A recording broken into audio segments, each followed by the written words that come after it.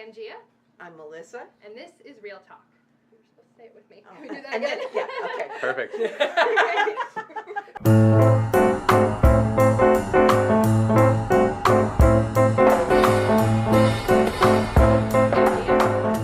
And this is Real Talk.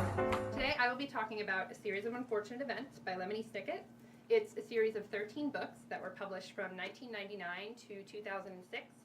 And it's about 3 orphans, and on the first page of the book, they find out that their parents died in a fire. And they are sent to live with a man named Count Olaf, who is incredibly sinister, and all he wants to do is get his hands on their fortune, which is huge, and Violet, the oldest sister, will be getting it when she turns 18. So Count Olaf wants to kill them and take that money. This is children's books. They don't say it that explicitly in the series, but you get it when you read them again when you're older. Which I've done multiple times, and they just get darker and darker, because when you're 8 years old you don't really pick up on the innuendos, but then you realize when you reread them, and they're really incredible.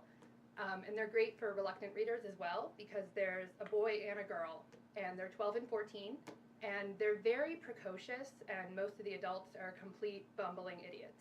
So the kids really get everything done. And in 2004 they made it into a movie with Jim Carrey, which was polarizing with the fans. It combined the first 3 books into 2 hours, but it's definitely worth the watch if you like the books. And on January 13th, there is a Netflix series coming out, which is an adaptation starring Neil Patrick Harris as Count Olaf, and it looks like it's going to be really, really incredible. So definitely they are good reads. If you're an adult, they're good to read with your kids, or if your kids maybe aren't into reading, there's tons of action, and they'd be really great to start with. So, Melissa? Awesome. I love them both. My daughter was obsessed with Unfortunate Events. Yeah, they're great. So I'm looking forward to this series. My movie is The Beatles, 8 Days a Week. I couldn't wait to see this. I couldn't wait to see it on the big screen, but life happened and I didn't get to the big screen. I ended up having to wait for my husband's birthday. And I gave this to him for his birthday because we're both Beatle fans. Maybe because I waited so long, I was a little disappointed, because you can't put Beatlemania in a DVD. You can't capture the feeling of the time. You can't capture how the songs became part of your DNA, how you hear one chord and you know the song, the lyrics, every single note. The movie's good. You see some clips that are never been seen before, and he's made them digitalized. They sound good, whereas they originally didn't sound so great, the quality.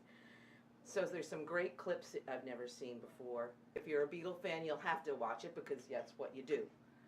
Definitely worth checking out. You can get 8 Days a Week and the entire series of Unfortunate Events and this movie here at Monroe Free Library. Yes. And also at Monroe Free Library for the month of January, we will be doing, back in our neck of the woods children's department, Open Craft. Will be in our program room in the children's department on Tuesdays and Thursdays at 10:30 a.m. and 4 p.m.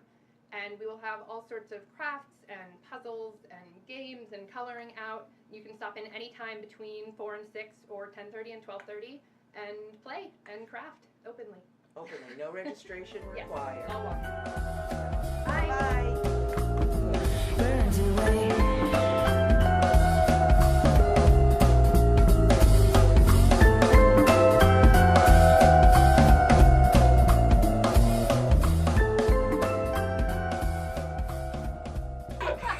God, talk did it. about rambling roads. Whoa, blah, blah, blah, blah. You did fine.